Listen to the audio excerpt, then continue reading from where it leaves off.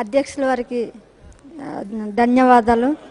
నా రంపచోడవరం నియోజకవర్గంలో అండి ట్రిప్కో ద్వారా 2 హైడ్రల్ పవర్ ప్రాజెక్టు నిర్మాణం చేపట్టారండి. అవి మిట్లపాలెం, వేపమామిడి, నాబార్డు స్టేట్మెంట్ గవర్నమెంట్ నిధులతోటి చేపట్టారు అధ్యక్ష. ఈ 2 ప్రాజెక్టులు కూడా నిర్మాణం పనులు పూర్తి స్థాయిలో చేపట్టలేదు అధ్యక్ష.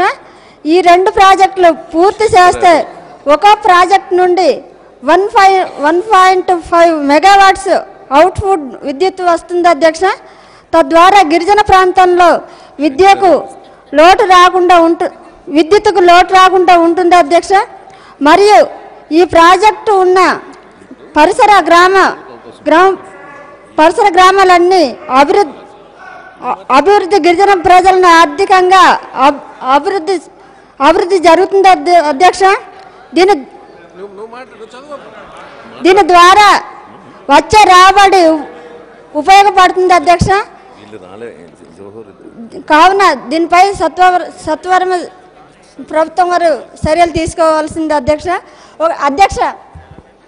అధ్యక్ష మా గిరిజన నియోజకవర్గాలు చాలా వెనుకబడ్డ గిరిజన ప్రాంతాలు కాబట్టి గిరిజన నియోజకవర్గాలు దృష్టి సాధించవలసిందిగా మీ ప్రభుత్వం వారికి మరొకసారి తెలియజేసుకుంటున్నాను అధ్యక్ష.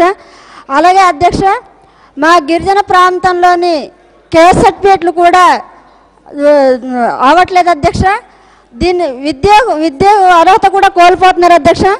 3000 మంది విద్యార్థులు కూడా ఈరోజు కేస్ సర్టిఫికేట్లు ఆవక ఇంట్లో కూర్చున్నారు అధ్యక్ష.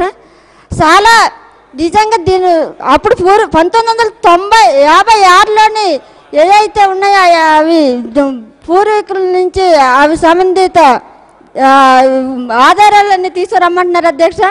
అప్పుడు పూర్వీకులు చదువుకోలేదు కాబట్టి వాళ్లకు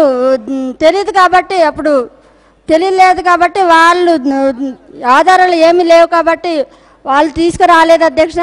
ఇది వెంటనే ప్రభుత్వం వారు చర్యలు తీసుకోవాలి అధ్యక్ష.